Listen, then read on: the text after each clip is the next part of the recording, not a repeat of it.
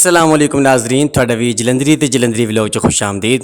ਅੱਜ ਇੱਕ ਸਾਡੇ ਬਹੁਤ ਹੀ ਪਿਆਰੇ ਅਜ਼ੀਜ਼ ਤੁਰਕੀ ਹਸਪਤਾਲ ਦੇ ਵਿੱਚ ਦਾਖਲ ਨੇ। ਉਹਨਾਂ ਦੇ ਨਾਲ ਇੱਕ ਬਹੁਤ ਵੱਡਾ ਹਾਦਸਾ ਪੇਸ਼ ਆਇਆ, ਐਕਸੀਡੈਂਟ ਹੋਇਆ। ਅਸੀਂ ਵੀ ਤਮਾਦਦਾਰੀ ਵਾਸਤੇ ਹਸਪਤਾਲ ਪਹੁੰਚੇ। ਹਾਫਿਜ਼ ਯਾਰ ਰਹਿਮਾਨ ਸਾਹਿਬ ਨੇ ਸਾਡਾ ਇਸਤਕਬਾਲ ਕੀਤਾ। ਉਹਨਾਂ ਦੇ ਨਾਲ ਅਸੀਂ ਅੰਦਰ ਵਾਰਡ ਤੱਕ ਪਹੁੰਚੇ। ਆਪਰੇਸ਼ਨ ਥੀਏਟਰ ਦੇ ਵਿੱਚ ਉਹਨਾਂ ਨਾਲ ਮੁਲਾਕਾਤ ਕੀਤੀ। ਬਾਕੀ ਅਹਿਬਾਬ ਦੇ ਨਾਲ ਵੀ ਅਸੀਂ ਮੁਲਾਕਾਤ ਕੀਤੀ। ਇਹ ਜਿਹੜਾ ਬੰਦਾ ਵੇਖ ਰਹੇ ਹੋ ਇਹ ਮਰੀਜ਼ ਨਹੀਂ, ਇਹਨੂੰ ਭੁੱਖ ਲੱਗੀ ਹੋਈ ਹੈ, ਇਸ ਵਾਸਤੇ ਇਹਨੂੰ ਚੁੱਕ ਕੇ ਲੈ ਕੇ ਜਾ ਰਹੇ ਹਾਂ। ਖਾਣਾ ਖਾਣ ਵਾਸਤੇ ਹਸਪਤਾਲ ਤੋਂ ਬਾਹਰ ਨਿਕਲੇ ਤੇ ਲਾਗੇ ਕੋਈ ਚੀਜ਼ ਨਜ਼ਰ ਨਾ ਆਈ। ਕੁਝ ਸਫ਼ਰ ਤੈਅ ਕਰਨ ਤੋਂ ਬਾਅਦ ਗਾਜ਼ੀਆਬਾਦ ਵਾਲੀ ਬ੍ਰਾਂਚ ਤੇ ਡੋਗਰ ਸੱਜੀ ਤੇ ਪਹੁੰਚੇ। ਆਪਣਾ ਆਰਡਰ ਦਿੱਤਾ, ਰਸ਼ ਕਾਫੀ ਸੀ। ਕਾਫੀ ਦੇਰ ਇੰਤਜ਼ਾਰ ਕਰਨ ਤੋਂ ਬਾਅਦ ਆਰਡਰ ਮਿਲਿਆ, ਅਸੀਂ ਖਾਣਾ ਤਨਾਵਲ ਫਰਮਾਇਆ। ਵਾਪਸੀ ਨਿਕਲੇ, ਹਸਪੀਟਲ ਪਹੁੰचे। ਇੰਨੀ देर ਨੂੰ खबर आई कि साढ़े मियाँ इशफाक साहब का ऑपरेशन स्टार्ट हो चुका है। इंतजार में करते तो क्या करते, हाफिज साहब ने थले चादर बिछाई तो हम लेट हो गए।